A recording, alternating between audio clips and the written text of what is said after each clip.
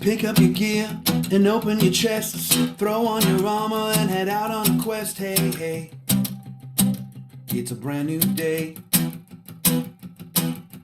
On the Sword Coast, your allies will help with blazing bows and magic as well. Hey, hey, heroes on their way. Fighting forever against overwhelming odds.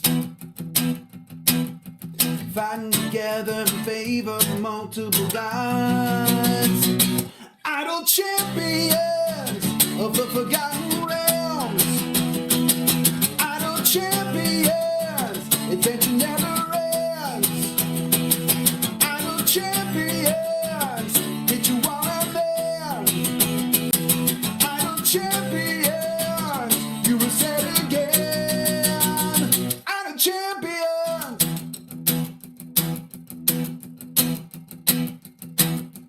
From Waterdeep to Icewind Dale, head out to Chull or Shadowfell. Hey, hey, together we stay. Walk to the monsters, walk to the boss, walk to the right, it's never a loss. Hey, hey, bad guys to slay. Fighting forever against overwhelming odds. Fighting together in favor of multiple gods. Idle champions of the forgotten realms. Idle champions, adventure never ends. Idle champions, hit you all out there. Idle champions, you will say it again. Idle champions.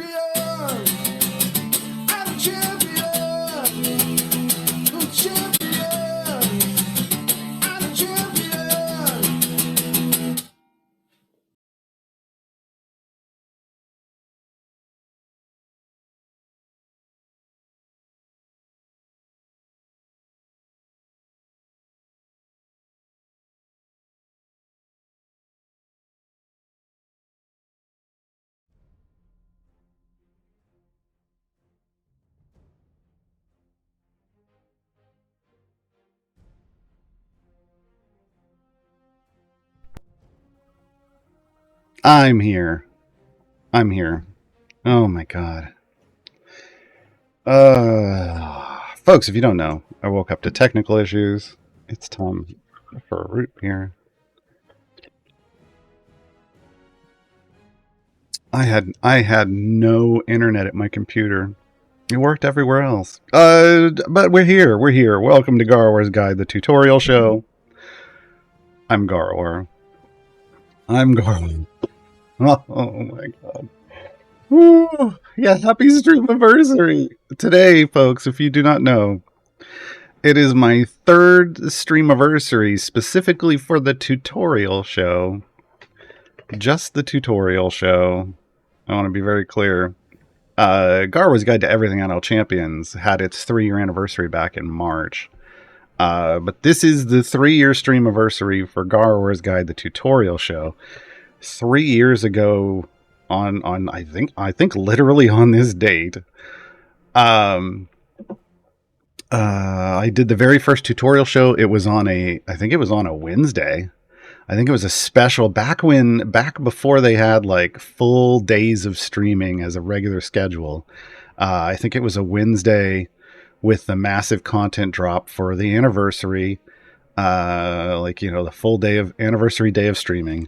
And the very first guide, a tutorial I ever did live was on Modron Flow because they had just released. So we're doing Modron Flow today again as a throwback, but also because there's a lot of new players that have joined us recently and they could probably use an explanation of how Modrons work. If I can get my head out of panic anxiety mode into actual tutorial mode, we will get to that. But I would like to think... Oh, I'm literally sweating. Wow, folks, that's how stressed I was. I would like to thank Gabe for manning the production booth, and I'm sure staying completely ice cool throughout the whole thing. I'm sure Gabe wasn't panicking. I was though. Gabe's going to be managing chat, grabbing your questions. Has already started grabbing your questions. And we'll be doing so throughout this. Remember, the tutorial show is an hour of me talking and then an hour of me answering your questions. So, but you can ask questions the whole time. Ah, gosh. And now I'm pulling up. I got to remember how we're doing this. We have something special happening today, folks. Because it is my 3rd anniversary of the show, we're going to be doing some giveaways. We don't normally do giveaways. We've got the code on the screen down below. 3 years of tutorial. But we're going to, we're going to be like those fancy shows on Thursday afternoons, like Dev Insights and Idle Insights, and do giveaway. But we're doing multiple, though. I said giveaways with an S. We're doing multiple giveaways today, and I'm trying to make sure. Okay, what are we giving away? Oh, that's right. I'm like, I had to make sure. I knew it was a big deal. We are not giving away 42 chests of your choice. We are not. I'm sorry, folks. That's not a thing we're giving away.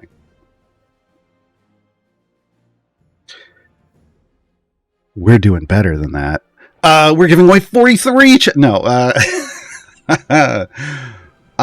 we are having giveaways today. Multiple giveaways that will be announced here and done and run through chat in the same way other giveaways on. And it's going to be 3 separate giveaways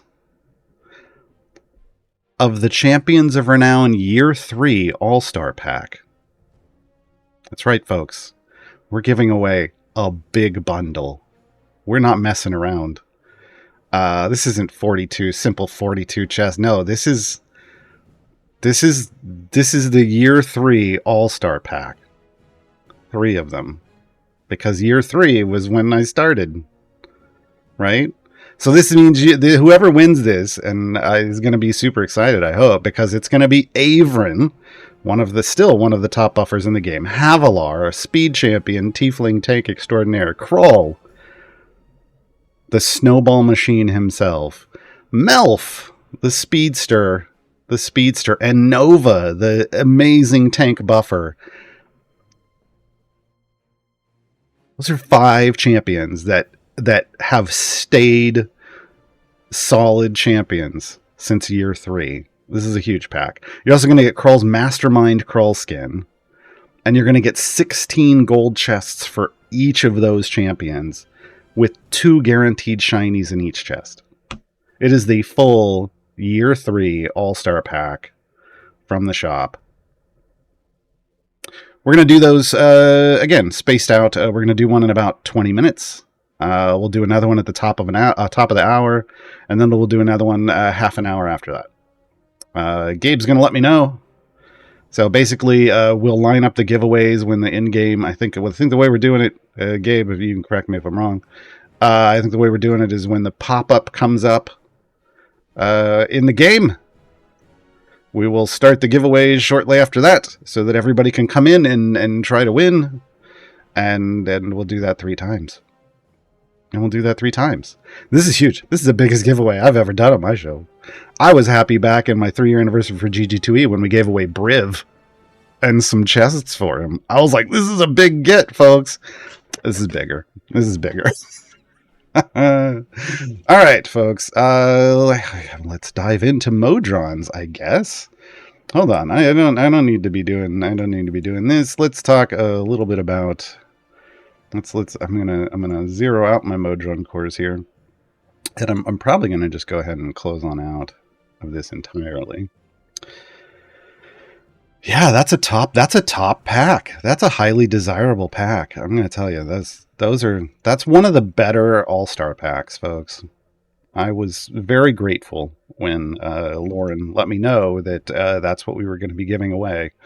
So thank the CNE for the wonderful generosity, because I was thinking, oh, maybe a couple Modron chests or something. And they're like, no, the all-star packs. Oh, okay. I'm not going to say no to that. Okay. So, Modrons. What the hell are they? You get your first Modron core when you do split the party. Generally speaking, that's how you get your first Modron core. Nowadays, there are these things called seasons that have come around, and seasons sometimes have rewards in them that include a Modron core.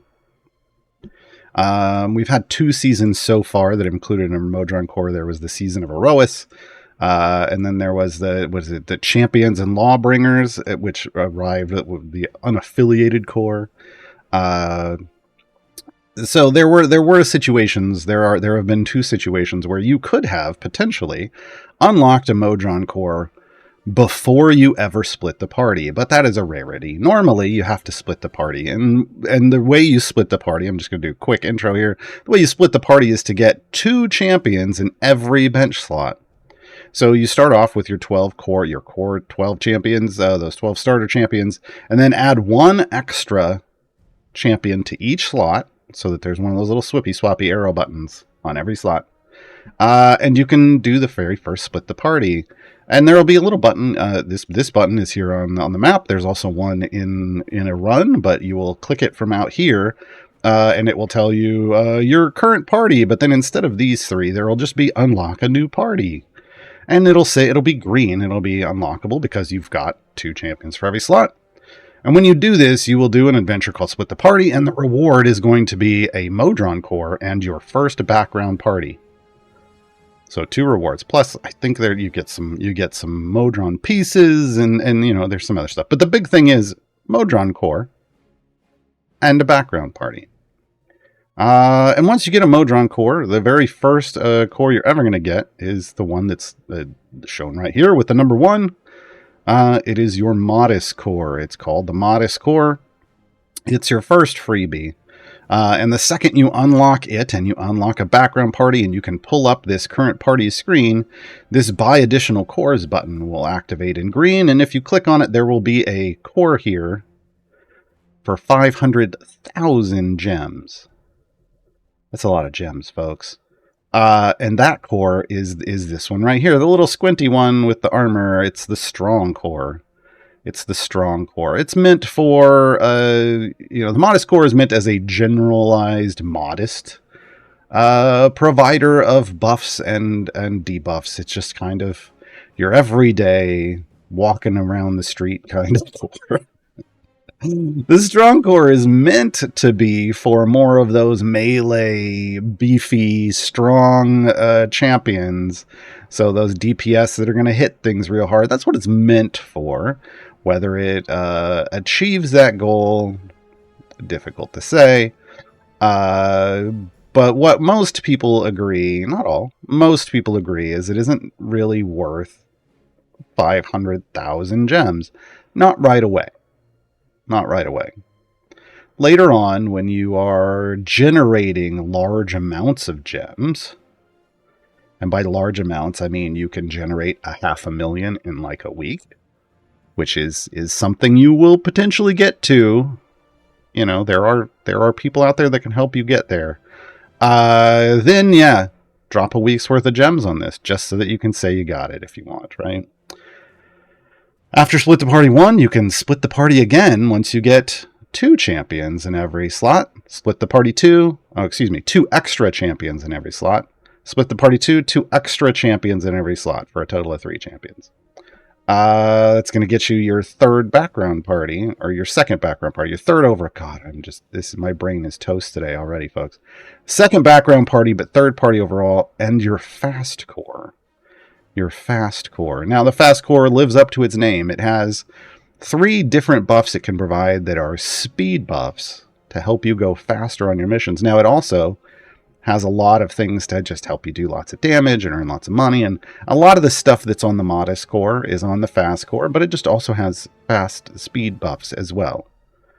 And in fact, in my experience, pretty close in terms of the overall progress they can provide, which is why I tend to rate the fast core as the one you should prioritize both getting and leveling up, and we will talk about that in a moment. Leveling up process.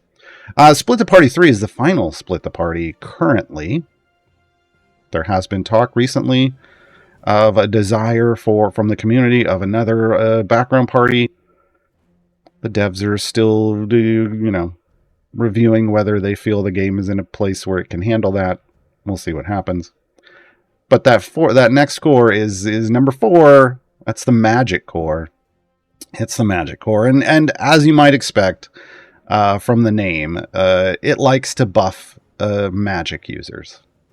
People who have magic base attacks and high intelligence and spellcasting stats. Wisdom, charisma, I think it's those. But it's for the spellcasters. The other thing it is for is glass cannon builds. It unlike these other cores, it does not provide any survivability. It just provides damage, which can allow you to get some significant damage with magic users. But the second you get touched, there's a good chance you're gonna fall over. There's a good chance you're gonna fall over. So live that glass cannon life with magic users with the 4. Now 5 is the Erois core from the season of Erois. It is specifically meant to be used with that affiliation. It was something they tried out. I'm not sure if we'll see something like that again, but we might. Because it is very specific just to them. And then 6 is the unaffiliated core. So any champion who doesn't have an affiliation in the game, there's buffs for them. And it is currently considered by most, again, maybe not all, to be the very best core in the game because of its potential to reach the highest damage numbers. But again, with very specific champions, right? Whereas the Modest core is just general all-purpose use. Strong champions, general all-purpose use, but go fast. Magic champions, Erois, affiliation, and then unaffiliated champions. Okay. We're going to take a look at the Modest core today. Oh, it's kind of over. You see it's over here, isn't it? Oops. Well, we're going to take that out. That part is going to stop. Let's go. Okay. I'm going to look at this from this place. Get out of here. Here is what a Modron core looks like. Here's what a Modron core looks like, folks. If you haven't seen one yet, here you go. The community, the developers refer to this as the pipe game. The pipe game, because these are your pipes. This is your pipe inventory. You will not have this many when you start.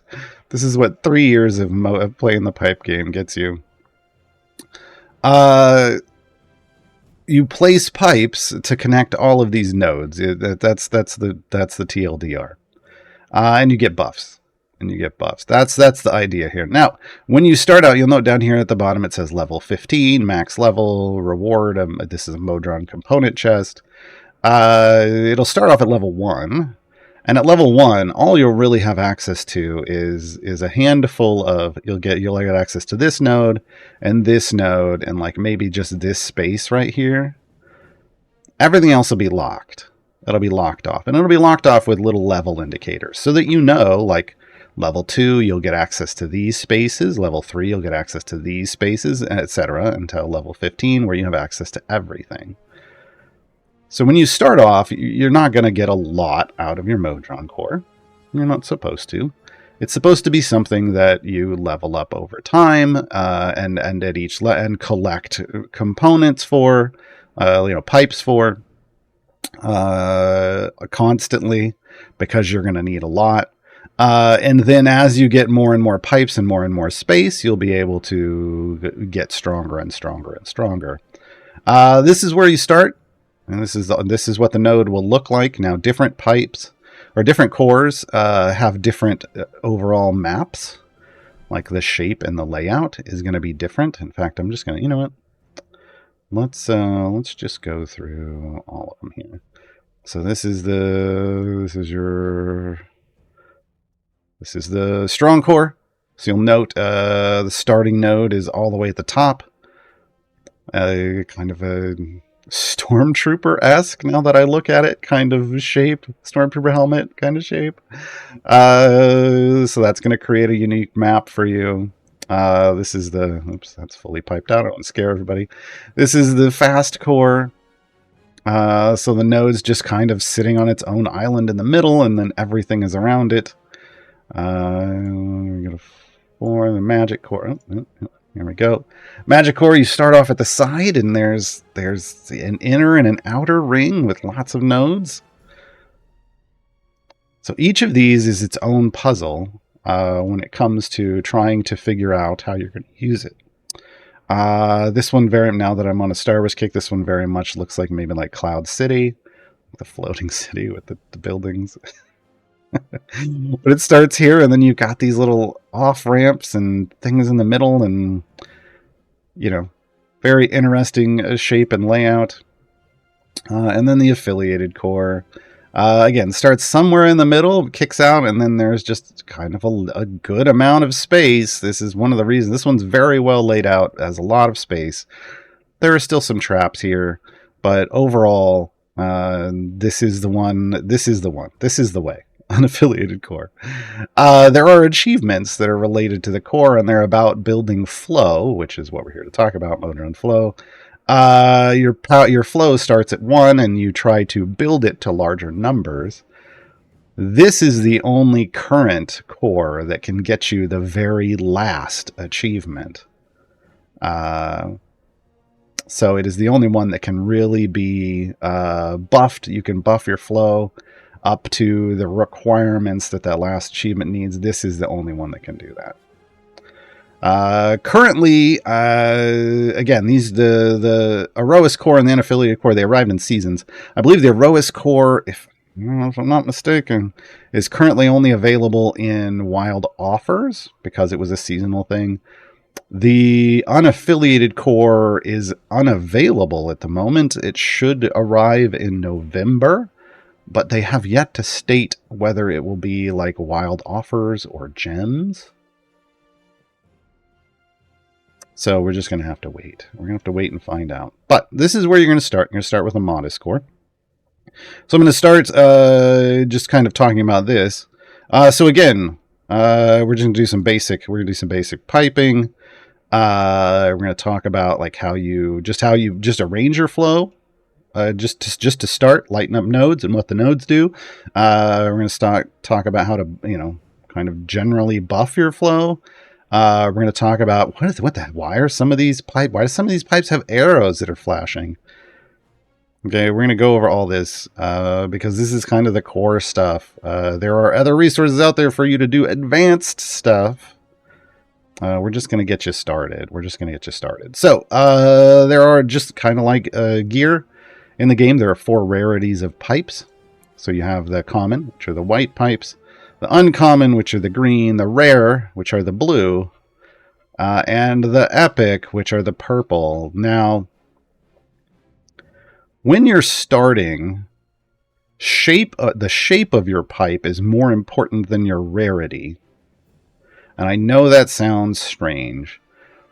But when you're starting, you're going to have very limited amounts of pipes. So just getting things connected and hooked up is going to be your goal.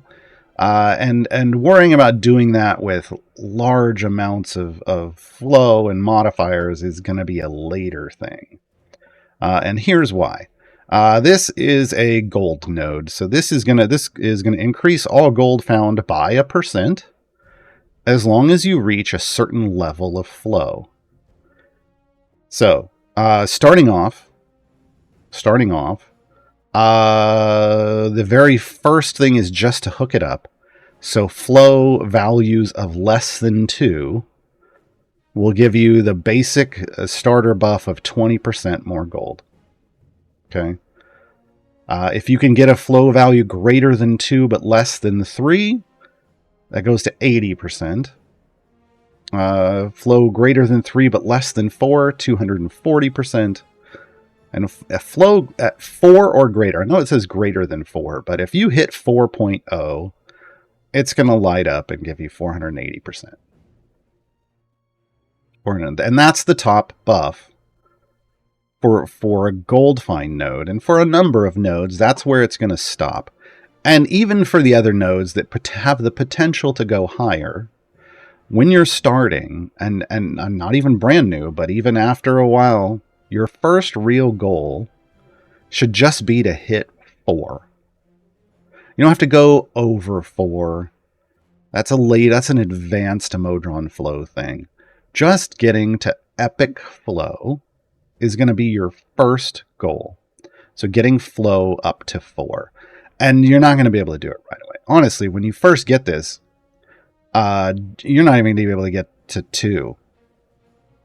Your first couple levels, and that's a function of, because it's a getting flow to be bigger is a function of the kinds of pipes you have and the amount of space you have to put them in. So, yeah. When you're starting, just try to light stuff up. And you're going to get a kind of a starter kit of pipes. And that starter kit, when you first get it, is specifically designed for you to be able to connect to here and here, because those are the only 2 nodes that are going to be able to available. So you're going to have 20% more gold. And over here, this is an all champs damage one, and you'll have 50% more damage for all of your champions. That's what they're trying to get you. You're also going to be able to connect to this. This is an important node. This is your automation component. This is not a pipe that you can move or place on your own. This is a fixed position pipe, and it is available at level 1 with the Modis core. Other cores, you won't be able to access automation, like connect to this kind of node, until you level up to 3. So lots of people hate it. They're like, oh my god, why are you making me do this? It's hilarious because this one's available at 1, so you get automation right away. And then with your very next core, they take automation away from you, and everybody's like, what? Why? Why are you making me play the game like I used to? Heaven forbid. Until you get to 3. Oh my god, I've got to play the game manually? Yes. The Modis core spoils you, and then you have to play the game the normal way up until level 3. Automation does what it says. It enables this button down here that says Setup Automation that is not lit up. Can't click on it. It lets you set a formation to automate. Like, you can save a formation in the formation manager, and then on a run, it will automatically load in at, if you have familiars. Familiars are there's 2 parts to automation. Familiars that click on stuff, including champions to buy them and level them up. And then your Modron component, your Modron core. So the familiars do the clicking. The Modron core just does these other things. Like it'll load in the save formation, which means that as your familiars click, it will automatically load them into the correct spot in the formation, and it will automatically, if you've saved them, it'll set your specialization automatically, and it'll set any feats that are specific to that formation. All of this can be saved now in the formation save manager, but they only activate with your Modron core. Okay. It can also reset after setting formation. It can reset at a specific area. This is what enables gem farming. If you've heard of people doing like gem farming, it's with a Modron core automation. At least if you're playing the game with the in-game tools, you're using Modron automation, and this is what you do. You're setting a certain level where it's going to reset at, and it'll start the run over, and you just cycle, you loop. This is what we do also in events to farm free plays and events to get chests for gear for the champions. You loop with your Modron core by setting the reset number. You can also do buffs. Now, buffs means potions. You can load in, you can decide what level to throw a potion in at and activate a potion and different potions. Now, it's a little more limited. It will only let you load in 1 potion of each size once. If you want them to constantly loop, that's with familiars in the potion manager. So hooking up your starter pack of stuff, you're going to get a pipe that comes down like this. Just a straight white pipe. Phrasing. Then it's going to give you, I believe it gives you a green tea like this. So that you can split and go left and right through these nodes. And then you'll be able to hook up this like this. And I think we'll do it like this. And you'll be able to hook up this. I believe this is roughly what it gives you. It's been a long time since I was a starter Modron player. So this is what you're going to roughly look like when you start out. So you're going to have less than 2 flow because it started at 1. I have 1 flow here, but then I split it in half with this pipe because I have an entrance, a single entrance, and 2 exits. So now I'm at, but I have a 5% buff. So now I'm at 0.525 flow, and that's where I end up. So as you can see, to get higher flow, you're going to need multipliers, right? You're going to need these percent multipliers. The bigger percents, obviously, you know, the nicer the boost. And the best ones are up in the epics, right? But you don't want to shy away from splitting your flow. You're going to have to. You have to. And in fact, it's kind of the core, one of the core ways of buffing your flow is to split it and then recombine it. And I'm going to demonstrate that first. But just know that if you wanted, one way you can just increase your flow is if you get the pipes, you can just use pipes with multipliers. Well, let me do pipes that have just straight multipliers and don't have arrows first, because we'll talk about arrows here in a second. And you can try to just, you know, multiply your flow this way. But again, you're doing the smaller multipliers. And unless you're running this all over the place, trying to get the longest string of multipliers possible, it's not going to get super, super high. Okay, so if I just do all of these, you know, even over here, you know, 0.6, 0.63, and not really a big deal. But as you get bigger numbers, you can try to get higher flow that way. Totally fine. Just know that that it's not necessarily going to be your best option for generating the highest level of flow. What you want to do, once you have the cores for it, and it does take very specific cores, is build what we generally refer to as buff boxes. And a buff box means it's a collection of pipes that create a little box shape, because the very simplest form is just a 2x2 box. You want to create a box that the flow goes into, gets split, then gets multiplied, then recombines. Now, if we do this in the most simplest of format, we can start like this. So we split into 2. Then we're just going to straight go into like corner pieces so we can recombine. And then we're going to recombine here. Now, here's where things get difficult. When you see a pipe like this it is just a straight pipe, you'll see the flow goes in the top, because see these little arrows right here. Hopefully I'm zoomed in as close as I can get. There's little arrows right at the bottom of this saying that is the direction of the flow. When it hits the splitter here, it's going to just treat it, if you think about it, kind of like water. This isn't water, it's psychomorphic energy. But if you think of it kind of like water, the flow is then going to split in half. Half of it's going to go this way, half of it's going to go this way. And that's the way the pipes are always going to diffuse the flow. It's wherever it comes in, it's then going to split and go out all of the other directions, out of a what you could call a natural pipe like this. Now, we can direct the flow, though, and we're going to need to over here. These undirected pipes are fine. These undirected pipes are fine to get us here. But to recombine this, it won't work undirected. Here's what it would look like. The flow is coming in. It just decided that this is going to be where the flow comes in, and then it's trying to go out here, and it's running into this, and nothing's happening. They're just canceling themselves out. So the flow we end up getting is just garbage, 0.289. We had 0.551 up here and 0.551 here, but now we're now we've got garbage flow because we split it again and nothing, and this is not good, right? So we're going to get rid of that. That's a garbage pipe for this layout. Building buff boxes, should tell you building buff boxes is really about getting the right pieces, not only the right shapes, but with the right directionality of flow. Okay.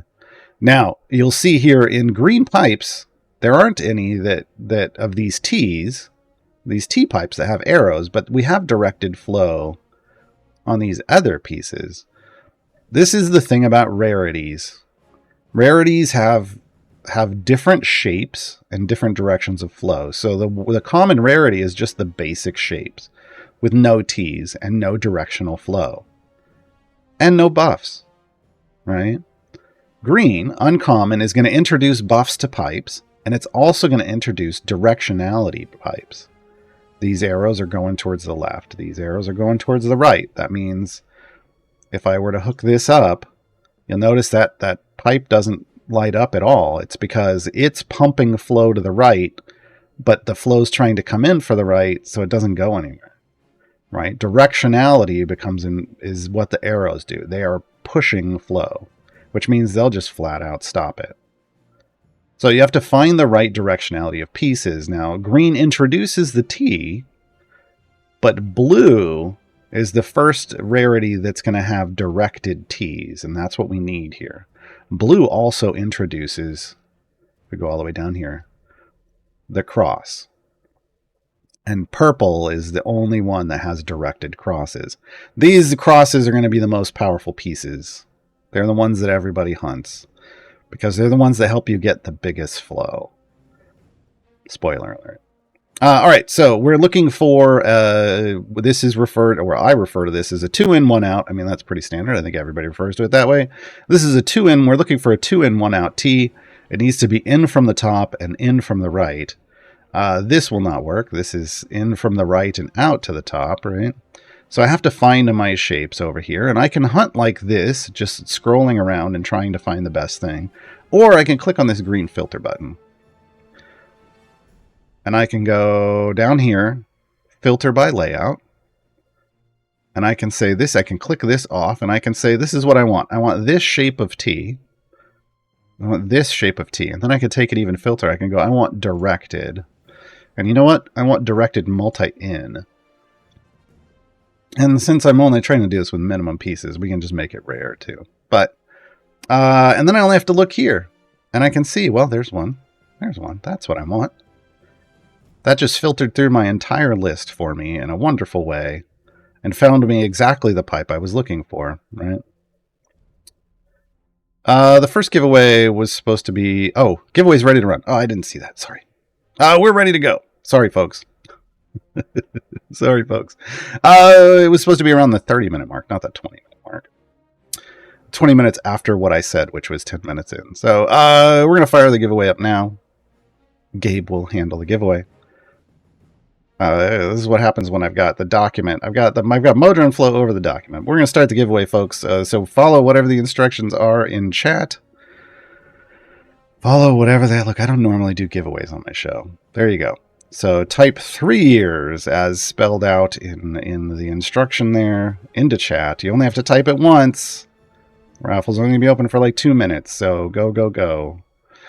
Just copy paste it once. You don't have to enter it more than once. You don't have to worry about getting a message or anything like that. Just make sure it's copy pasted in there and you will be entered for the giveaway. All right. While you're doing that, so I'm going to continue here. So now we have connected this and you can see the bubbles are flowing in the correct direction. We had a 0.551 going in, and now if we go over the out, we are now at 1.654.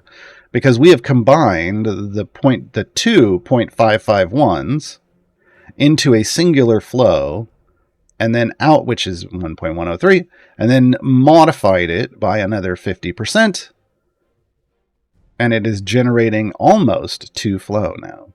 Almost 2 flow. Which is what we were looking for, right? We're trying to hit 2. So if I want a corner pipe, I could multiply that by like 20%. We're almost there. We're almost there. And if I just want to hook this one node up, is that going to do it? There we go. At the very barest 2.084 flow, we just have to barely scrape 2 or higher. It's going to light up green. And it lit up a very light green because it is barely meeting that threshold. The coloration will get more intense the more over it you go. But this is all you need. This is a basic buff box. Now, I could have gotten to that flow if I used some directed pipes maybe that had multipliers. Had bigger multipliers. Let's see if we could have maybe gotten to 2 that way. Maybe.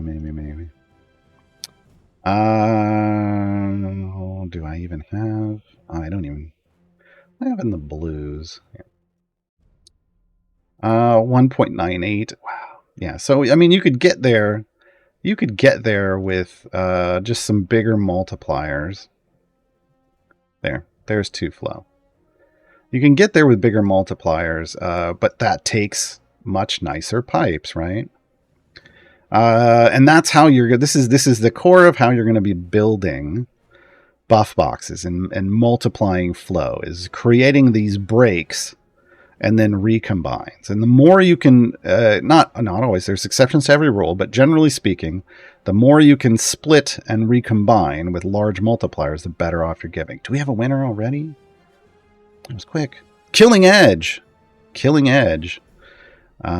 won the giveaway. The first giveaway. Remember, there's going to be 2 more. So yeah. Congrats, Killing Edge. Gabe will, I believe, whisper you? Is that what's going on, Gabe? Are you whispering? So make sure you can receive whispers on Twitch, or else, unless you can't get the giveaway. All right. I will let Gabe handle that in chat. So this is a basic buff box. Obviously we want to get other places, but this is not generally you're not going to get so lucky as to get these pieces right away and to get to green flow immediately. It's going to be something you're going to have to work towards. And as you get more and more pieces, you'll be able to, you'll have lots of things you don't need. I have a couple hundred of these white pieces. I don't need that many. But there's something you can do with those, and that is turn them into component pieces. Down here, you'll see I have a little over 1,000 of them. And that is these little wrench icons. If you've seen the wrench icon, this opens up a dismantle screen. It's a tiny little dismantle screen, and you can scroll and say how many pieces you want to dismantle, and it will tell you how many pieces you're going to get back in return. With whites, it's 1-to-1. 37 pieces gives you 37 pieces, and I dismantle them, and yes, I really want to do that, and then I get more component pieces. Now, what do you do with these? Well, you use component pieces in upgrade mode. Upgrade mode will let you upgrade a pipe up to its next rarity. Now, it's only going to upgrade the exact same type of pipe. So a white pipe is always going to go to an undirected green with its basic buff. But you're going to get the exact same buff an undirected green would always get. It literally just takes you up to the next nice level. And it's going to continue doing it. It does that for all kinds of pipes, all kinds of colors. If we go like a green, it's going to take us to blue. Oops, there we go. And they have different costs, right? It is very inexpensive to go to a green. It is more expensive to go to a blue, and it's even more expensive to go to a purple, right? If they do have directionality, like these arrows, they are going to keep that directionality. And again, the buffs will be the exact same buffs. These are upgraded pipes, are not weaker than regular pipes. They're the exact same pipe, just at a higher rarity. At the rarity they're supposed to be, at the power they're supposed to be. There's been some confusion about this in the past. But please keep in mind, you can't add, upgrading cannot add directionality to a pipe. It is what it is. It is either directed or undirected, and that's what the upgrade's going to be. So you can't upgrade. This is why epics are hunted. Epic cross pieces are hunted for, because the only blue cross piece that exists is an undirected cross piece. So we are all hunting these directed cross pieces. 3, 6, 9, 12, 4. I have 14 different directed cross pieces. These are the things that you hunt with all of the Modron chests that you open, because they're the one thing that you can't upgrade into. Everything else you can upgrade into from a lower piece, at least somewhere along the line, right? Green directeds will upgrade into blue directeds. Blue directed tees will upgrade into purple directed tees, but you just can't upgrade. You can upgrade undirected blues into undirected purples. You just can't upgrade undirected into directed ever. Okay, so I generally don't recommend dismantling pipes when you're new. You need a lot of pipes, folks. As I said, I've got 6 cores. You're going to unlock them eventually, but you're going to need lots of pipes. And you only get, out of a component chest, when you open a Modron component chest, you get 5 pipes. So 5 pipes per chest, and it's a random of all of these different types. Out of all of these different types, you're going to get a collection of 5. Okay. You're only going to get, as you level up, and I mentioned this earlier, the reward for leveling up is 1 Modron component chest. You start at level 1, you end at level 15. That means you get 14 Modron component chests from leveling up your core. That's a total of 70 pipes. Currently, there are only 2 other ways to get pipes for free in this game. One is every patron will sell you 1 chest every week. It is after buying your time gate piece every week. Once you unlock Modrons, you want to buy that Modron chest every week. And I mean every week. There was a point in time where I stopped buying them for a little while, because I was like, oh, I've got all my pipe. Once upon a time, there was no such thing as supercharging, which we'll talk about in a moment. So Epic Flow was all you could get to, and I had all my pipes at Epic. So I was like, no, I'm not going to buy Modron component chests anymore.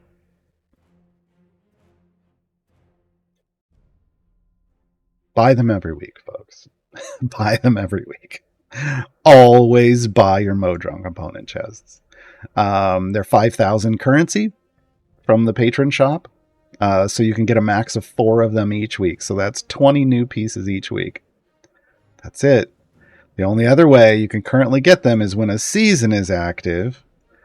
They will be available in small quantities on the unpaid path on the top. How far in do I have to get? 6, 7. There we go. Here's some. So I'm up into the level 30s, and here's 3. Are there any more? Nope.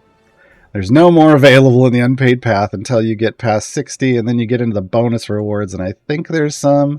Yeah, there's 2 available every rotation. Every 15 rewards, you'll get 2 from the bonus rewards. Now, the paid path has more. There's usually some bundles in the bottom. This is one of the things that makes, there's a bundle of 5. One of the things that makes the paid path, the season pass, as it is, very cost effective, and then the best $10 US you can spend on the game is because even if you're just pricing it off the 10 Modron chests you get, despite all the other stuff, great stuff down here, it's a better value than buying 10 Modron chests from the store. So just know,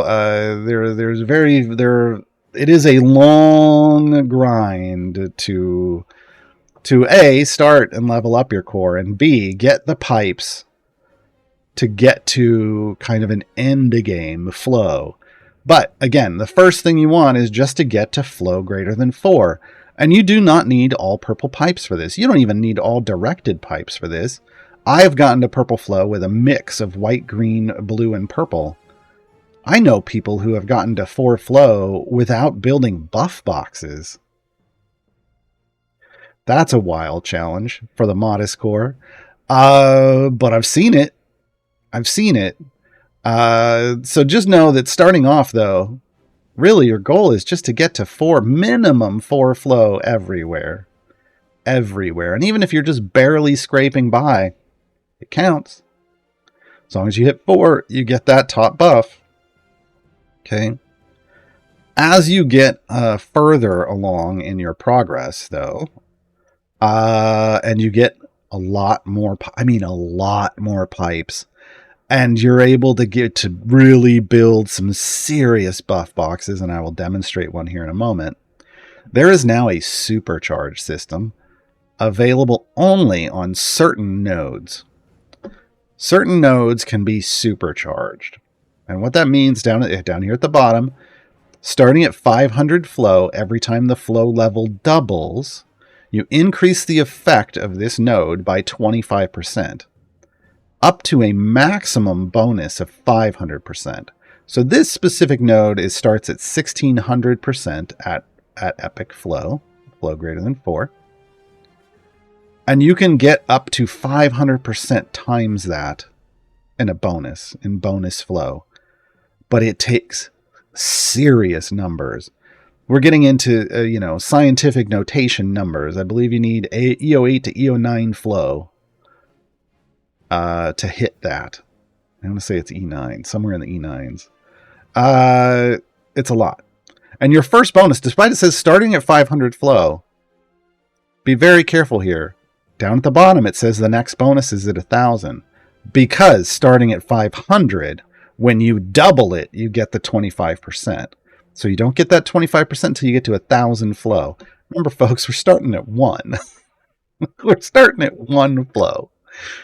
So what they're saying is you need to build the quality buff boxes to get to just 1,000 flow, which is the very first step up the supercharging ladder.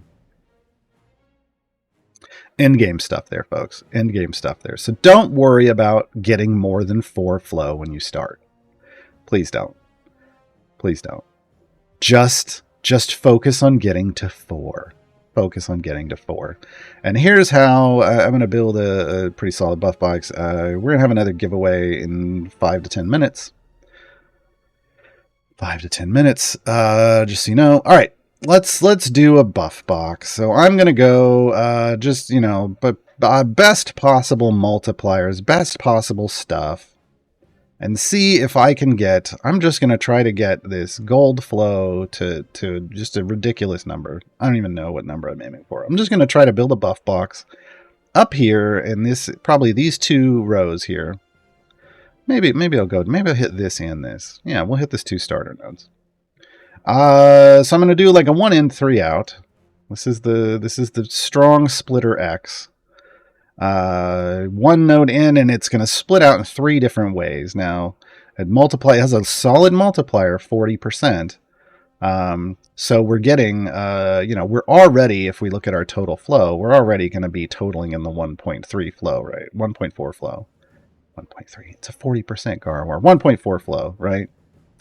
But then we're gonna keep doing stuff, and we're gonna multiply some things. And you know what? I'm not gonna go. You know what? No, I'm not. I'm gonna do this. We're gonna use this section over here. I'm gonna use this. This is a much easier starter thing because this gets in the way. Let's do it like this. Sorry. Let's do it like this. My brain's still not working this morning. All right, we're just gonna use a T. We're gonna split. We're gonna split. We're gonna come down. We're gonna use these 2, and then we're gonna drop down here, as if we're just going to create a 2x4 box here. This is a really straightforward box. All we need down here is a corner piece. I'm going to click Epic. I'm going to say directed. So that's all I'm seeing out of my pieces. I'm going to use the biggest multipliers I have. And then what I'm going to do is I'm going to split it again. And I can either go, you'll notice this is 10%. This is because this is 2 in, 1 out. There's a reason it's a lower percentage than this 1 in, 2 out 40%. Whenever you go from a single input to 2 outputs, you're going to get a bigger multiplier than when you have multiple inputs into 1 output. And you will see why in a moment. I will demonstrate. I'm just going to use a couple of these because we just want to race all the way down here to the end. And we want to take the corner. And then we want to come back. And then what we're going to do is we're going to combine our flow in here. We're going to combine our flow in here. And we're going to use another T right here. And then we're going to use a cross piece right here. Now this T has to be this. Because we have an out here and an out here, which means we need an in here and an in here. And you're looking at this and you're going, but that's like 10%, Gaarawarr. Like, can't you just use something else that has a bigger multiplier? It's about to get bigger. Crazy. It's about to get bigger. Whenever you have 2 inputs into a Modron pipe, this is your base percentage, but it gets modified by the number of actual inputs you have.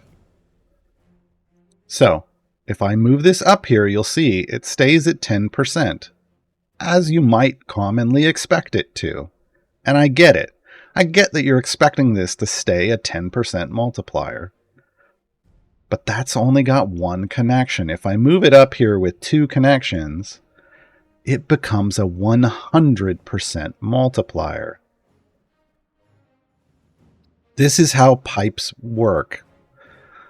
If they have multiple inputs, the more inputs you actually hook up correctly, the bigger the multiplier gets. It does not work this way, you'll note, with a single input, because a single input, there's nothing to multiply by. It just gives you a bigger multiplier to start with. But this went from being a 10%, tiny little 10% multiplier to 100. Okay. So we're already at like 3 flow, but we're also up here at 0.3 and 0.6, and it's like, wow, this isn't gonna get better, right? It's gonna get way better, because for us to hook this up correctly, we're gonna need to do 3 in, 1 out, the opposite of what I had tried to do up here at the start. We're gonna need to go 3 inputs and 1 output, and as you can expect, that's gonna give us a solid multiplier. Because we're going to be hooking up 3 inputs. So even though this is a 10% input, it's going to get way better than that. So if you just look at it straight, look, 10%. Whee! Yay! There's the expected 100%, right? Where's it going to go now, folks? A lot better than you might think if you've never seen this before. 333.3%. When you hook up all 3 nodes on a 3-input pipe, pushing everything out of single output, you get a 333.3% multiplier. This is fantastic. This is how you build super large buff boxes. We went from 1 flow, and you can already see the coloration is coming out. There was a little green over here. We're straight to purple. We're at 17 flow. With 1 fairly generic, I would call this a fairly straightforward generic buff box. 17 flow. This 2x4 buff box, with some, I mean, these are the best multipliers that you can get. This 2x4 buff box multiplied our flow by 17. We've gone to plaid. I don't even... You can't get plaid flow in this game. I have asked for it. I don't think they can make it happen. I wish they could. I wish if you got over E10 flow, it went plaid. Just for fun. But so this is epic flow. This is all we need. All you need is flow. No, wait, no, that's not right. That's not how that song goes. So if we just wrap the corner and call it a day, we have a fully maxed out gold find node, right? But obviously we would have to split this so that we can then start going somewhere else. But this is where you start. You start with whatever space you've got. You build a buff box. You build a buff box, and it doesn't have to be huge. It doesn't have to take up every last square. It just has to be as optimal as you can make it with whatever pipes you make it. Get the multiplier and move on. And the key is reading these directional arrows and inputting them correctly. Now, there is a problem that you can run into that's called overheating. It's called overheating. And it's when you create a feedback loop. It's when you create a feedback loop with your flow. I'm going to demonstrate that so that you understand what it looks like and why it's happening. So if I create a buff box here, and it multiplies the flow, and I output here, and then I'm like, well, let's just move down here. And what if I do like a T? I want to go down, and I want to break out here, but I've got this. So what if I just wrapped it around a corner and I turn this into a T2? I mean, that would give me another multiplier, right? I've got one of those. I'm sure I've got a T that would work for this, right? And we would want a directed multi-in because we want in from the top and in from the bottom, and then we want out to the side. So I'm sure there's one of those, right? Let's see. Yeah, it's right here. Right? Bad. Bad. You cannot create a feedback loop. You cannot create this feedback loop. It overheats and it disables everything. It turns all the buffs off. Because what's happening is you've already buffed this loop and output it. And if you then try to feed it back in, because this is the broken piece, if you try to feed it back in, it creates too much pressure and overloads the system. Okay. This is the one scenario where red flow is bad. There's another scenario where red flow is good, but when you see this overheat flashing, the problem isn't really this is one of the strange things about this. The problem isn't the red pipes. The problem is this. You have to learn to figure out where the problem is. The problem is this T trying to combine flow that's already been managed. And you can't, it won't do that. No worky. No worky. All right. So we can just take it back up there. Hey, look, purple flow again. And then I'm just going to come over here. And I'm going to O. And I'm going to O. I forgot I never turned on automation. But that's fine. Here's the fun thing about automation. You have to kick the flow into it, but you don't have to kick the flow out. Just keep that in mind. Keep that in mind. You know, there might be layouts where kicking it through and running through and reconnecting somewhere else is good for you, but sometimes you just have to hook it up. It doesn't have to go anywhere after that. It just has to power the little automation thing, and you can get to your screen and do your automation stuff. But that's a whole other tutorial show. This is just about Modron flow, which is what we've gone over. I do want to show you one situation. Let me clear this out. You can save your pipe layouts. I recommend while you're piping, save regularly. Please. I just keep this one with automation currently, but here's an example. Here's the only example I can show you, because the only one that currently exists in game, of supercharging every endpoint. Every single one.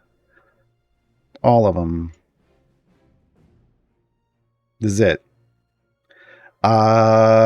So remember, there's different color flows. There's white for the less than 2. There's green for greater than 2. There's blue for greater than 3. Purple is when you hit 4.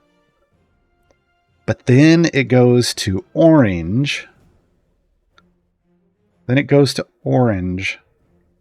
You're in the tens of thousands at orange. I think it's over 10,000 at orange.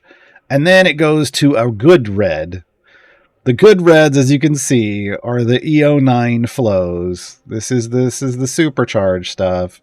This is maxed out 500% supercharged in the EO9s. There's E10 somewhere in this system. And I just really wish, like I said before, I just really wish E10 went to plaid. There it is. There's E10. Because I had to get it high enough to split it again, right?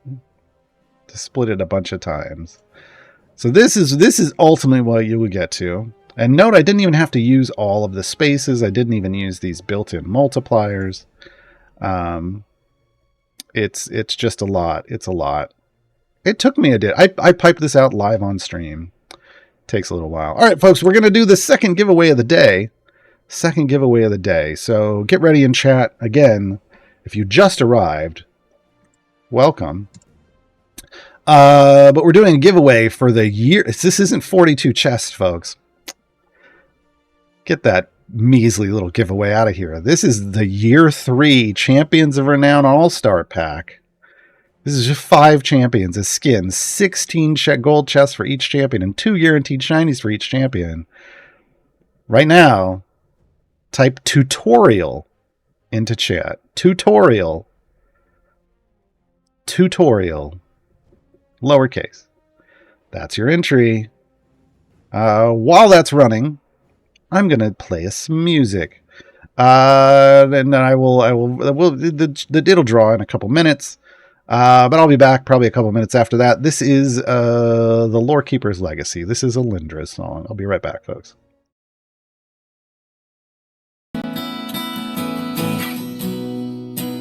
Daughter of oblivion, changer of our face, past and future intertwined. Path is never straight. Logic cuts her enemies. Reason never wanes. Tolling bells of destiny as she crosses through the flames. Stories keep on moving on, teaching those she knows. Lord, keep her from dusk till dawn. Wonder only grows. She carries her home in her heart. The past and the future she parts. With her friend on her shoulders, there's nothing that can hold her.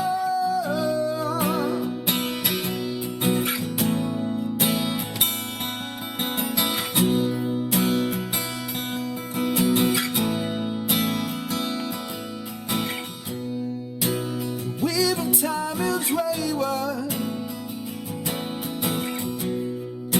She can find the thread, telling one of countless futures. Rest will go unsaid. Oh, forcing through the scrolls of time. If you can read the vellum, only she can guide a friend, inspire and propel them. She carries her home in her heart.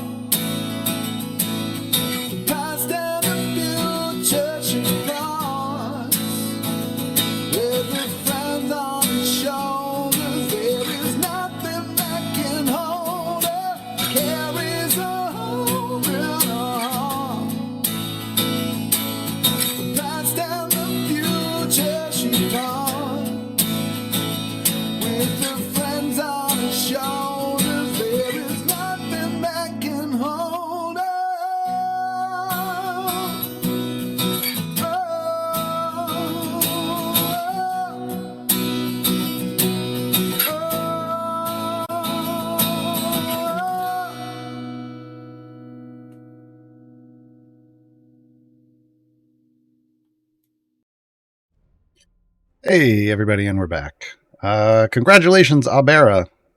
Abera in chat won the giveaway and replied with "Woot!" Woot! All right, we got one more giveaway, probably in about 20 minutes, folks. About 20 minutes from now. About 20 minutes from now. Yeah. All right, so let me dive into questions. Here. Let's see.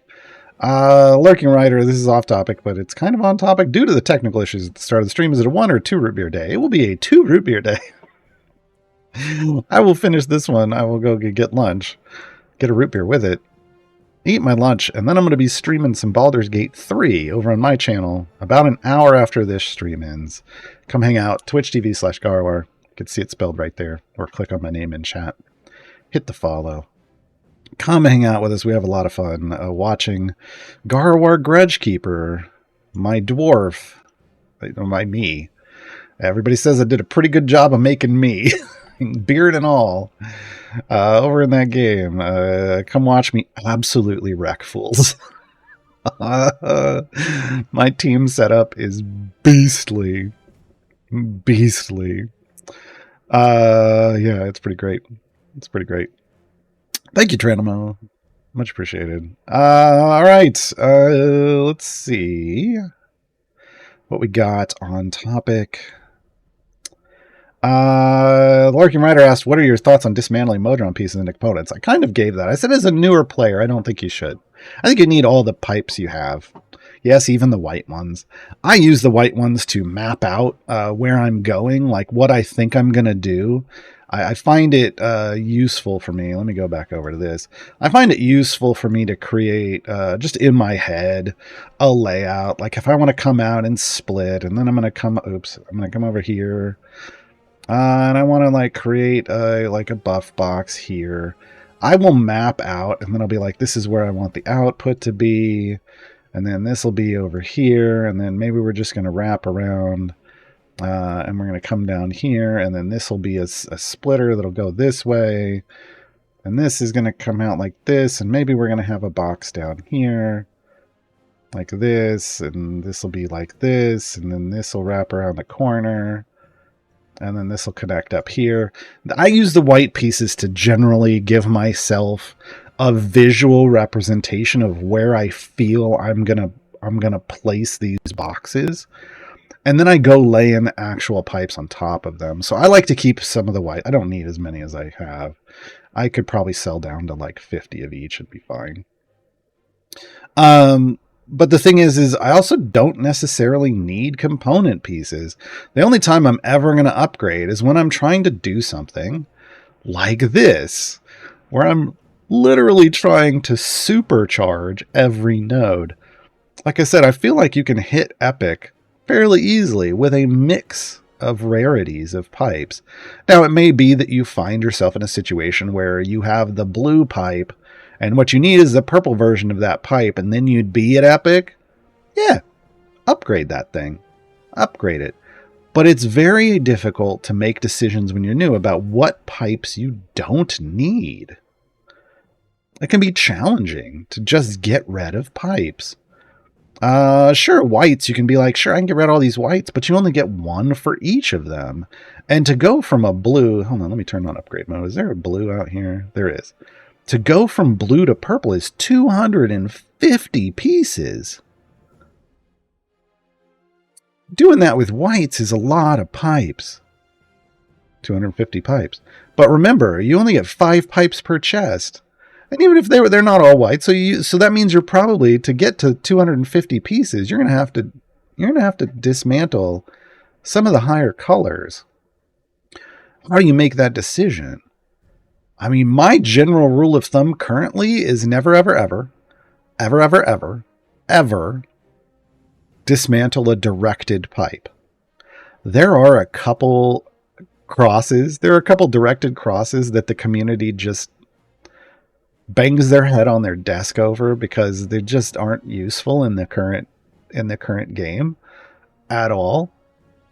That being said, one day they might be. So I still hold on to mine. So never ever dismantle directed. there's an argument that you could ditch some of these general directed things. Start with your lower rarities, though, because the lower rarities tend to be what you're not gonna necessarily need. You'd probably want, more of these up here, because ultimately the directed pieces are what help you build this. Look at this mass of directed pipes right here, folks. Look at this just absolute beast of directed pipes. There isn't an, is there an, there's, oh, I started out with an undirected. It's the only undirected, and it's an undirected cross. And then everything else here is directed. And then coming over here, everything is directed. It's almost like directeds are super important. But you can still see I'm still using whites. You still use like generic white, because if I already have the flow at the level I need, why waste a piece with buffs in it? Right? I could use that. I've got other pipes. I've got other cores I need to pipe out. So, hold on to, if you're going to ditch undirected pipes, maybe, keep some whites, but maybe bleed your whites down a little bit. Maybe bleed your greens down. Be very careful when it comes into the blues and the purples, though. I wouldn't delete any purples, frankly. Yeah, honestly. And I would be very worried about deleting some of the blues. Yeah. So, I just don't think it's necessary early on. As you get more experience, as you become a more advanced Modron piper, you'll understand which pieces you could probably get rid of. But until you understand that, probably don't delete any. Probably don't dismantle any. They give out some of this stuff for free. We just had the anniversary, and when like the day 5 reward was a bunch of component pieces, they give some away for free every now and then, and I only use them up if I'm actually attempting to pipe something out, and what I have is a blue instead of the purple, and I need the purple for the multiplier, and then I'll upgrade it. That's the only time I tend to dismantle them either. I only dismantled some today just as a demonstration. Killing Edge. Should I deconstruct undirected pipes to get component pieces and upgrade directed ones? I mean, again, if you're gonna deconstruct anything, those are the ones to go with. Double motherless. Those T plus piles with 2 in, are they useful? Oh yeah. Again, any directed piece is useful, except like, okay, let's talk about it. Most of the, all the T's, all the directed T's, all directed straight pipes, all directed like any kind of generic pipes. Like if you have a directed of any of these white shapes, they're useful because they've got solid multipliers. Okay, you have any directed T's, all directed T's are useful. Where you might run into some situations with lack of usefulness is where I was saying is directed. There's like 2 directed cross pieces. 2 directed cross pieces, and where are they? Where are the banes of our existence? They're 2 in, 2 outs. They're 2 in, 2 out pipes. And the problem is they're either in from both sides and out from the top and the bottom, which is just not a situation that these layouts create, or they're in from the top and bottom and out both the sides, which again is not a situation that is functional in these current layouts.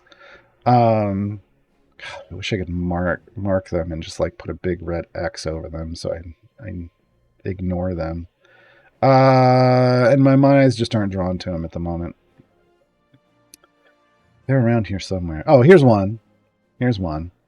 So double in from the sides, double out top and bottom. Just not useful. I don't dismantle it.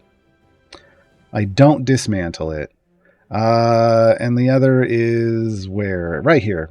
I got 5 of these. I have a fairly low number of these. I'm lucky. So in from the top and bottom, out to the 2 sides. Those are the ones that if ever I was going to deconstruct a directed piece, it would be those two would be at the top of the list, but I'm still going to hold on to them because they're, for all I know, the second I deconstruct them, CNE is going to put out a Modron core that uses them. Because that's just my luck. Linksgen, for the love of everything mighty, is there some way to remove or empty a slot or box without clearing the entire screen? Sure. See this? Bing! Just pick it up and drag it into the gray. And it's gone. And it's gone. That's it. Bing! As long as you drag it into one of these, you cannot place anything here. It will be lost in space. It'll go back to your inventory. You can also just, if you're trying different pipes out, you can always just move it to another slot, but you can just drop it into the gray. Put a new one in. Yeah, if you lock things up here, you can't move anything. Then me dragging just moves the Modron pipe around, but if you're messing with it, you most likely haven't locked it. Most likely haven't locked it. Oh, your lock was on. Yeah, okay. That'll do it. There's some options up here, folks. Show pipe flow when loading. You can turn this off or on, and it helps with some people with potatoes. If you're just potato adjacent. And then you can lock it so that as you're like moving things around, you're not accidentally removing a pipe. What is this? Oh, this is the tooltips. So if I don't want to see the tooltips pop up, if I'm just focusing on moving stuff and I don't want these boxes popping up all over the place, you can turn that off. Yeah, there's lots of options, try them out. Just make sure you save regularly, and you're fine. Reaver01, should one use their highest percentage pieces early on in the construction or wait until the flow is higher to get more out of them?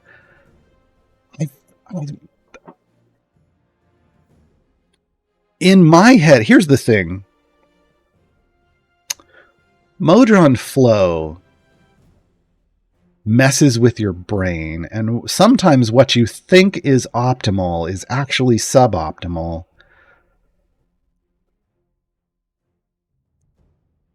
In my head, use them. It's a multiplier.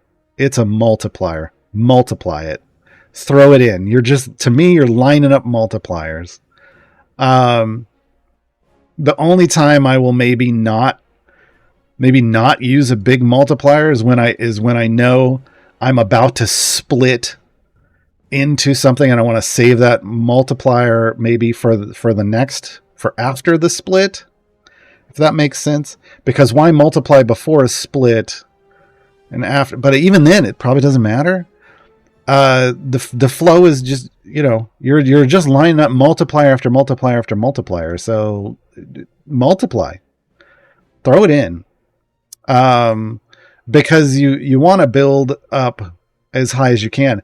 Ultimately, what's interesting about this is when you're just trying to get to purple flow, or you're not trying to get ridiculous like this, and you're not trying to get to plaid, there will be a point where you can stop using. You only have to throw multipliers every now and then, and maybe even just throw white pipes down most of the time, because you just have to get to 8 before a split. And then you can cruise along at 4 again for a while, and then double it, and then get split to 8. It's split to get to 8 again, split down to 4. Like, it's going to be, once you hit epic flow on your nodes, and then you start leveling the rest of your core up, it's then very easy to keep it at epic with very minimal pipes. So multiply early, in my opinion, for epic flow. Trying to tweak out this supercharge stuff sometimes hurts my brain because it has me do things that feel like I do what I think is going to be optimal, and then it turns out it's suboptimal. And this is the headache. Doing something like this is the headache. No, there's not a Modron core giveaway. I'm sorry. That's not a thing. But we will have another giveaway here in a few minutes. Again, final year 3 All-Star Pack. McSlob, when it resets, when Modron automation resets a formation, or resets a run and loads in the formation, does also level the champions automatically? No, that's what your familiars do. Again, there's 2 parts to automation. The familiars are what you put on the champion bar and level up the champions. You're just loading the formation layout to where the champions will go once you buy them. Even if you don't have familiars, restart a run, you can load in that formation and then just manually buy everything. The key is it puts them all in the right place in the formation, so you don't have to build your formation over again. And if you have a Modron, if you're using your Modron core, it's also going to save the specializations in any specific feats you're using. Yeah. Jarathonus, I've never seen a 50% flow before. How did you get that? It was probably a multiplier somewhere. I don't know. Again, like here's a 200%. Because that's a 2 in, 2 out. Here's the 50. Yeah, that's 2 in, 1 out. That's whenever it's a 10% is what it is. I think we went over this. It's naturally, that's actually a 5%. It's naturally a 5% one because it's blue. It would be a 10% if it was purple. But going in and giving it 2 inputs with 1 output gives it a multiplier, and you get to 50%. So they're not that way normally. Normally that's a 5%er. But once you have multiple inputs, it multiplies the percentage. Again, not what you're expecting, but it's what you get.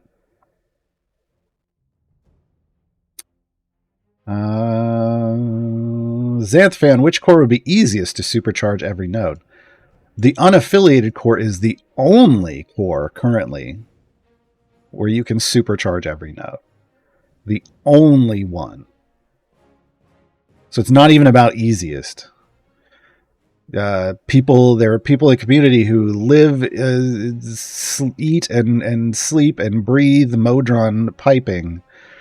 And they have manipulated all the things, and this is the only one that you can do this with currently. Sir Lance, should the buff box only have one exit? A starter buff box should probably only have one exit. This is not a starter buff box, though. You'll notice I'm going out into 3 different directions and splitting and recombining. This is a different exit. This is a different exit. This comes around here. It loops back into this one. So this is technically all of this exits in this one place. But I split it here and I came down here after this whole loop. Advanced buff boxes can potentially have multiple exits. Starting buff boxes should probably just have one, just to make things easy for you. And again, you're only going to need one for epic flow type stuff anyway. All right, the next giveaway is up. Gabe's going to hit the thing in the chat. In the chat. Type in whatever the command word is. This is the last giveaway of the day. Last giveaway of the day. Lurking Rider, we have a fast core, but you think we should have a swift core that only works during trials of Mount Tiamat? Oh, this is very punny. The code or the command to enter in chat is thank you, Gaar. It's thank you, Gaar, all lowercase all together. Gaar has 2 A's, folks. Gaar. If you're not copy pasting. This is a joke question. Thank you, Lurking Rider. Because the song in the jukebox that's titled "You Could Be My Dragon Queen" is actually, if you didn't know this, it's actually sung from the perspective of Taylor Swift serenading Tiamat, Queen of Dragons. Hence Swift Core. Yes, only for trials in Mount Tiamat. Yeah, that's never going to happen. But that's funny. Brass Knuckles, how do you get the magic core? That is the you split the party 3 reward. That is the split the party 3 reward. So when you get 4 champions in every bench slot, you can do split the party 3. The reward is the magic core. Did you say feats you're using or pizza using? I don't know what I said. I said it saves the feats, the specializations, and the feats you're using for that specific formation, I think is where I was going. McSlob is the Modron champion, Nordum, which is backwards for Modron. Nordum is the backwards Modron, literally. Worth time gating for its Modron functionality. So Nordum has an ability that gives you extra experience to help level up your Modron core as long as they're in your party.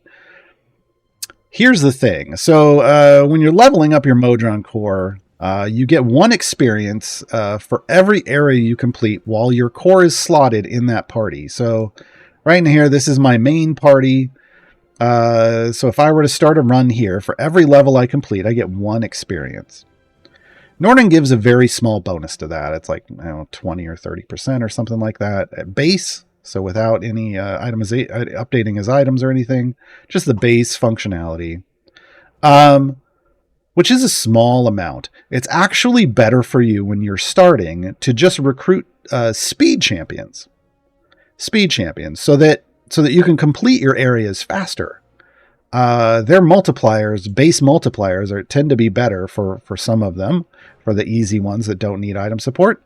And they will help you level up your core faster than Nordum will. Now, once you have a full speed team, you can add Nordum to it. So like if I come over here and I do my fast core.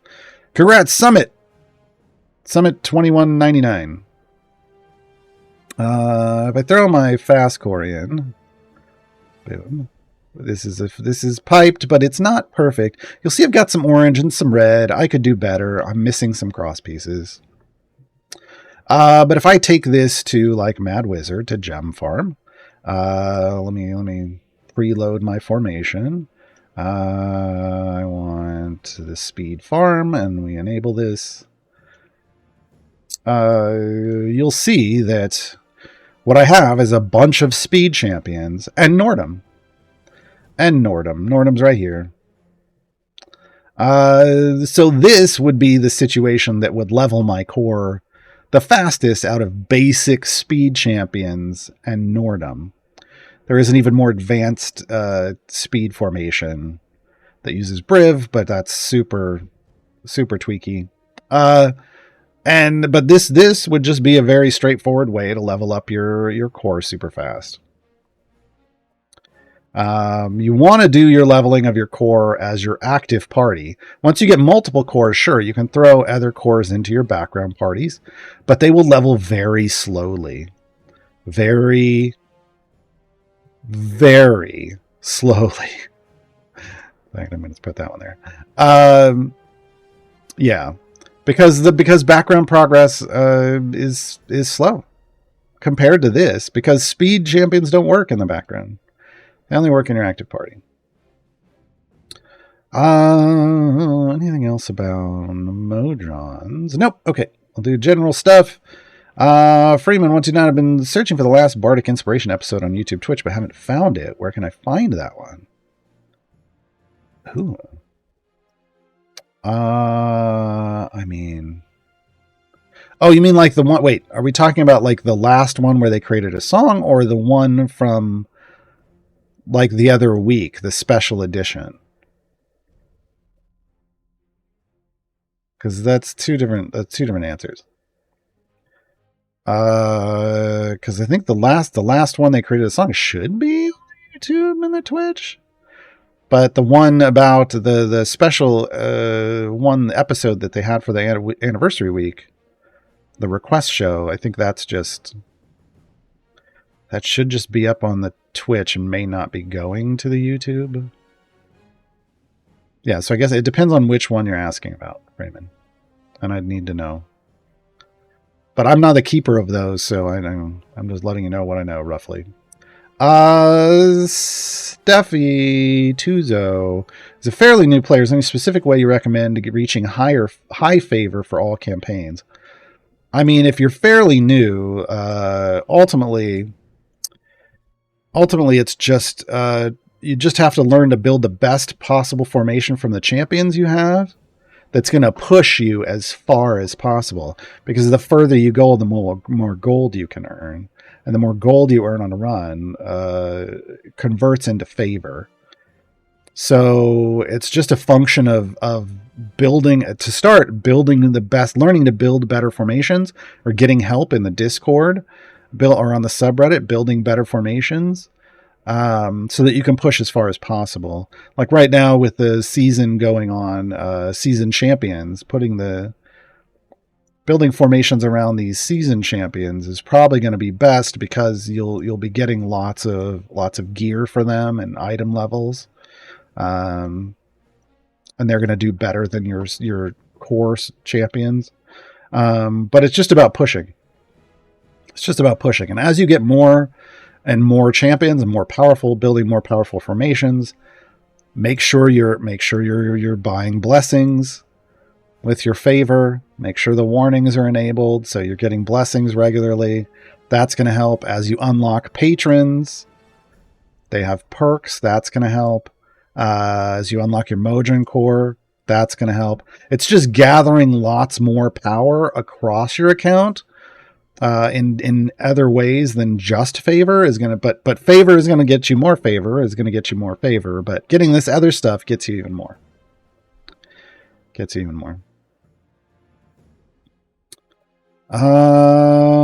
Porville, what's your current favorite push team? Ooh. Currently, my favorite deep pushing team that I use all the time is a Narak DPS formation. So Narak is our boy over here, our Gith Zarai, who's been around with us a long time, as opposed to our Gith Yankee, who's brand new. But the Gith Zarai Narak, I use him as the DPS because he has not high intelligence, but a solid base DPS functionality, and then I buff him with people like BBEG and Ontreus and Strongheart and Birdsong and others. But it's a Narak DPS specifically because Narak qualifies for BBEG's buff. Yeah. I don't know if I've built that out in Sword Coast. I got a stupid Artemis formation. Literally. Oh, I do have a Narak pushing formation. Oh, I think I was trying it with Lae'zel, but yeah. So this has Briv tanking, Ontreus, BBEG, Lae'zel, but I don't know that I would. I think I was just trying Lae'zel. I'd probably swap Lae'zel for somebody else. Birdsong, Narak, Orkira, Strongheart, and Caddy Bree is in for pushing in Sword Coast. But I tend to use Narak just for deep pushing everywhere currently. The Great Oswego for gem farming, I have way more favor in Avernus than I do in Mad Wizard. Would it be advantageous to do runs there because of the gold increases? Not really, because it's not about the favor you have. It's about the speed of Mad Wizard. People like to add favor on top of that so they could be more efficient and go further without resetting. But ultimately, it's about the fact that the first 30 areas of Mad Wizard are the fastest regular free plays that you can do. It's the fastest 30 levels. That's a function of the speed that you're trying to get and completing quickly. And that's why you reset it either 30 or 80 or 130 or 180. So yeah, it doesn't so much have to do with how much favor you have. How much favor you have determines where you set your reset point. But Mad Wizard is for starting gem farming, Mad Wizard is the fastest place. Anthazi, why farm Mad Wizard? Like I just stated, it's the fastest 30 levels in the game. Tomb Annihilation for 10 characters 7 night doesn't matter. Yeah, it has to do with how fast you can complete those 30 levels. Because the thing is we don't have a speed champion in every slot yet. And like we have 2 here in slot 5, but neither of them are used in regular gem farming. It's Xander and Briv. Yes, I just said Xander was a speed champion again. And then we don't have one here in 7, and we don't have one here in 11. So you can't even build out a 10 champion speed formation. You can only build a 9. So yeah, again, it's about the fastest. It's about the fact that it has the fastest 30 levels, and they're fast because they have what we call spawners. So instead of the enemies having to walk on the screen from the side, from a spawner off the side of the screen onto the screen, they spawn from these little points like portals and whatnot in the first 30 areas. And the second you kill them, new ones come out, and there's no delay. So it clears really, really fast. Really, really fast. Steel Warrior, who's the werewolf looking character in the second slot? I'm sure it's Whittle. This is normal Whittle. This is the Ascendant Whittle in her Lugaroo skin. So her werewolf. She is technically a Dampier Lugaroo, whatever. But in the game, she's just labeled as Dampier. So they gave her a skin to look like her canonical werewolf form. Britt, how can I speed up the Omen Capital ability? So I mean, this is for season quests. Omen's Adventuring Capital. You can't, kind of. I mean, you can. I finished it.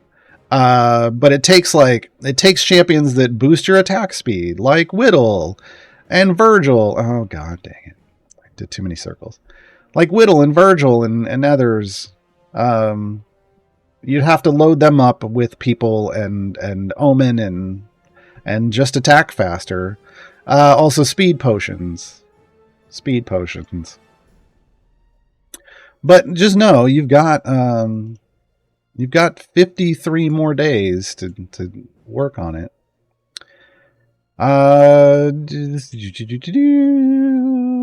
Brass Knuckles, why when I set up automation, it's not putting my familiars into play.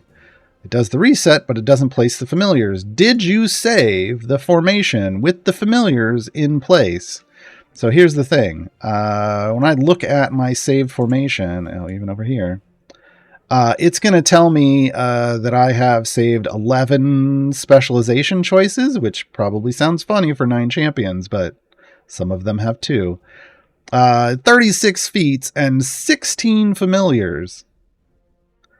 So if this is 0,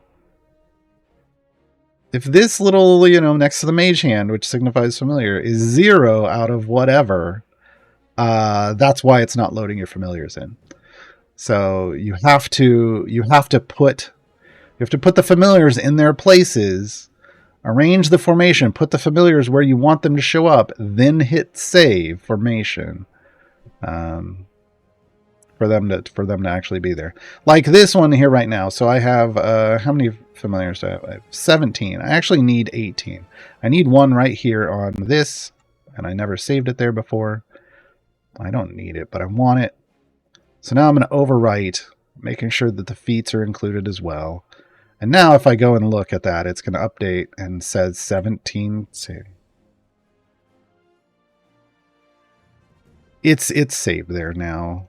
It is, I promise. Load. Yeah, it's there. Okay.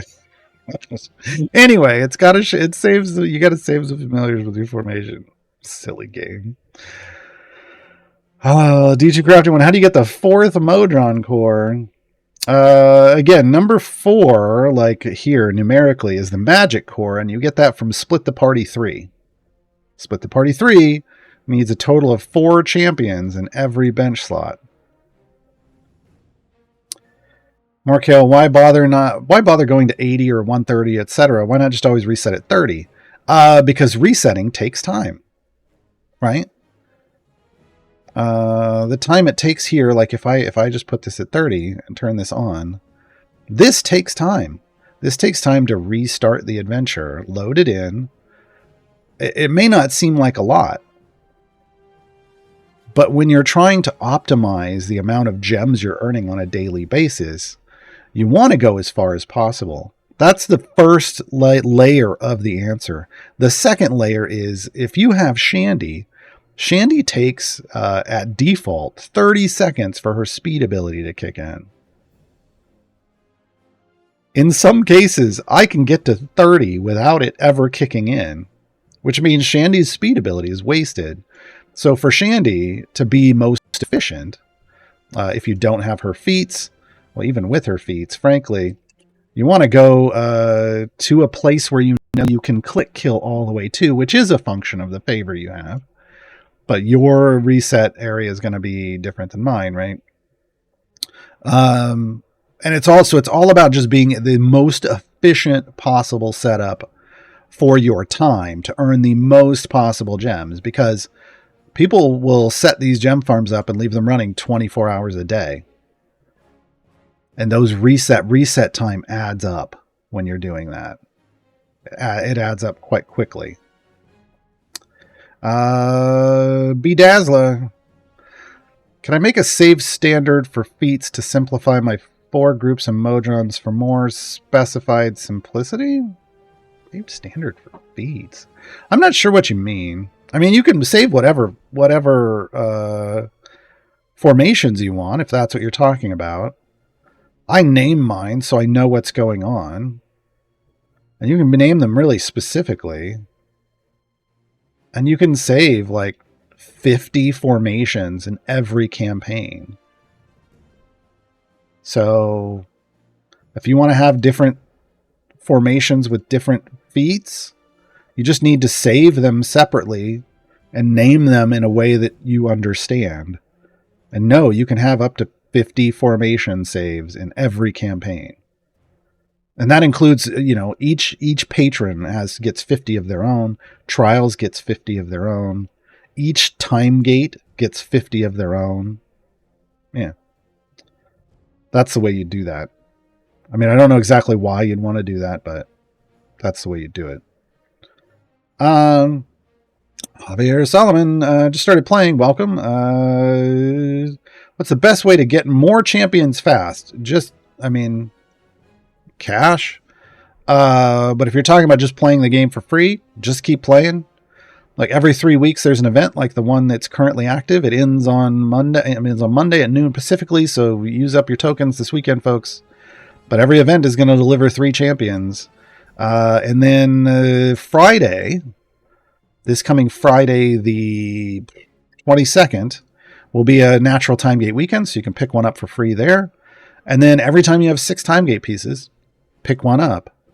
Also, they do giveaways sometimes, like we just had giveaways for some of the champions in the season recently. Yeah, that kind of stuff. Also, you can unlock, you can hunt for the evergreens that are available in game.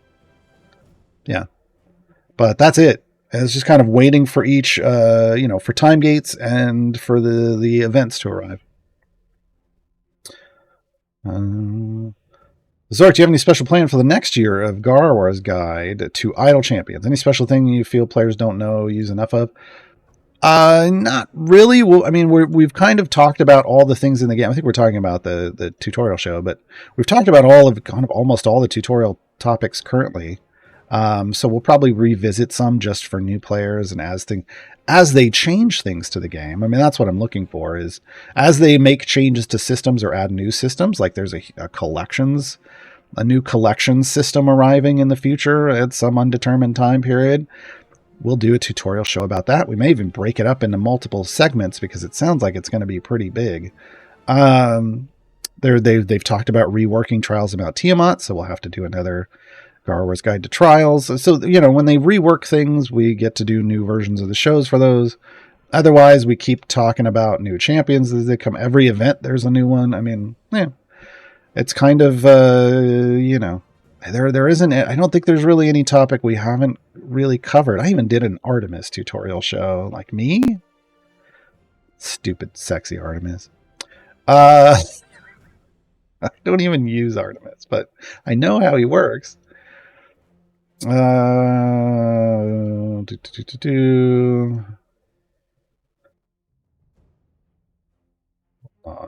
Moonify. Some of these were comments and less questions. Val Moonify, what is the highest level of those event milestone quests? 275. That's why it loops. That's why you see duplicates. That's why you see 175 twice, 225 twice, 275 twice. Because the first 3 years it went 175, 225, 275.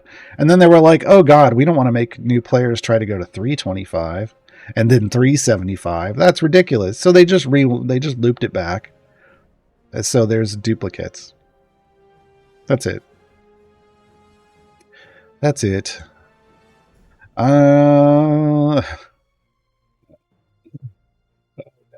Anthazi, having a problem with Jim's Magical Mystery Tour and Season Quest. What counts as polymorphed in some way?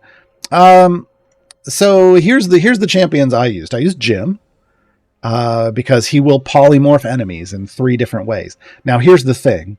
It works better either offline, in background, or sitting near your wall where things don't die instantly, because otherwise everything dies too fast and he doesn't get the opportunity to polymorph them.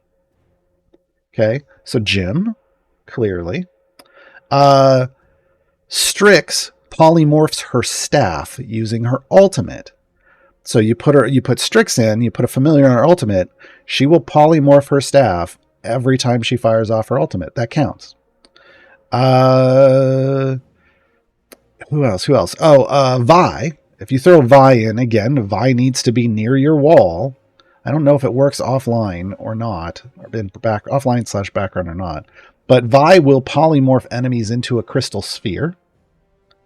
So you're looking for those types of things. You're looking for the polymorphs of enemies, for one, or the polymorph of an item like Strix's staff. Now, there are some champions in game that also polymorph, and that is Desmond. Desmond's ultimate polymorphs him into a werewolf, and there is a specialization that lets you polymorph him more often. It is his left spec, so you can do that. And you have Fen. Fen's ultimate also polymorphs her. So you look for champions like this to throw in your formation, and it will ramp up pretty quickly. But what I will tell you is you want to be either offline or near your wall. You want to do deep pushes. It can't be short, fast gem run pushes. It needs to be deep pushes where things aren't dying instantly for the enemy polymorphs to trigger. Also, if you have attack speed boosts, because Jim's Wand of Wonder is every certain number of attacks, and Vi is a certain percentage of attacks. Attack speed helps for them too. We're about done here. Nerds tutorial show. No, I think did I do one? I might have done one a long time ago. Swordraiser, I've beat all Trials of Tiamat levels. Okay. What's the best way to get additional scales? Farm tier 10. Put tier 10 on farm currently with a max Makos and every week. That's what I do. In fact, I need to start a new one. Yeah. That's it. That's it. That's it. That's literally it. And the last question for today.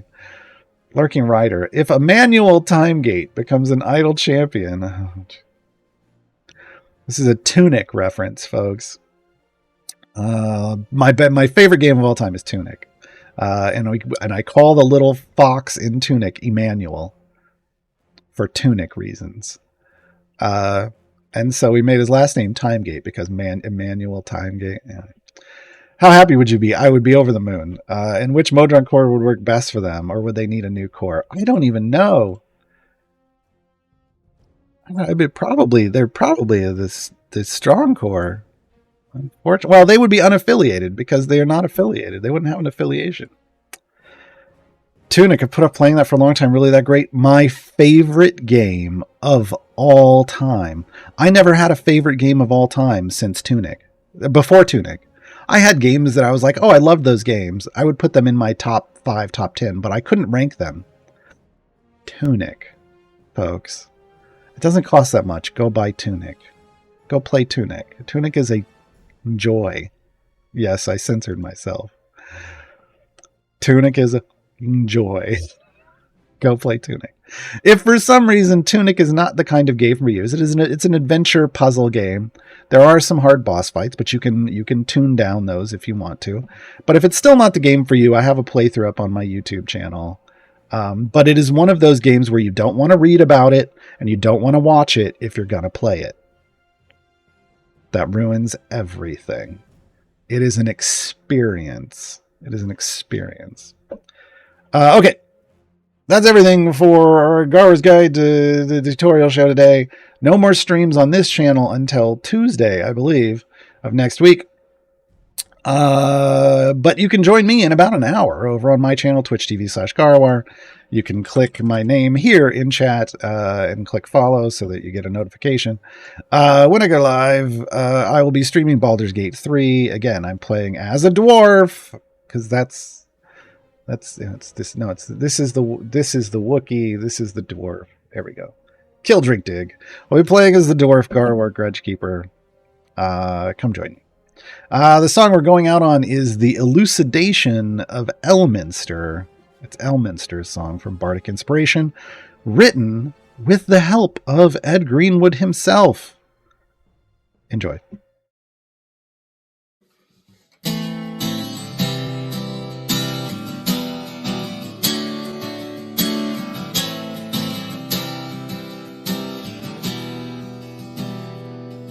It was on the day the dragon came. I saw him standing there, being as long as